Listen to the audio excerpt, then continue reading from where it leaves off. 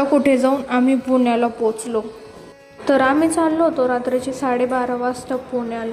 ते पण ट्रेनने नाही, तर आम्ही चाललो होतो बसने. आम्ही स्टेशनला पोचल्याच आम्हाला बस लागली होती. मम्मी पप्पा चढले होते, मीच बाकी होते. तर तिथलचे कंडक्टर म्हणत होते की बसमध्ये तर जागाच नाही.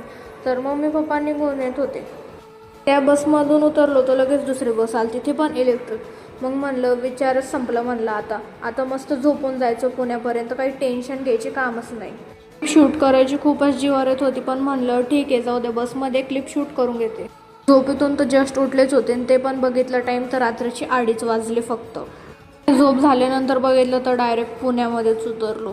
मग पटपट उतरून पण गेलतो. मग आम्ही, इतकी थंडी होती ना पुण्यामध्ये, वाटलंच नव्हतं की तिथं पण इतकी थंडी असेल. संभाजीनगरमध्ये तर काही एवढी थंडी पण नव्हती, पण तिथं गेल्यानं नुसतं अंग काकडत होतं माझं.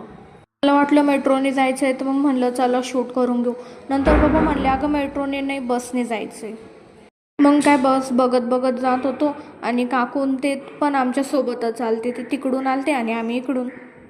तिथे पण मग काय सिटी बस लगेच भेटून गेली ती आणि पहिल्या सीटावर बसून घेतले होते. आनंद पण एक वेगळाच असतो ना. मग म्हणलं पहिल्या सीटावर बसलं तर मग शूट पण समोरून घ्यायला चांगलेच वाटेल. फायनली आम्ही आत्याच्या घरी पोचलो होतो. मग काय लिफ्टने गेलो. तिथं लिफ्ट होतीच, कारण वर होती आत्या खूप राहायला. मग काय लगेच एंट्री केली आणि सगळीकडं बघत होते, कारण मी तर आत्याकडं फर्स्ट टाईमच आले ना.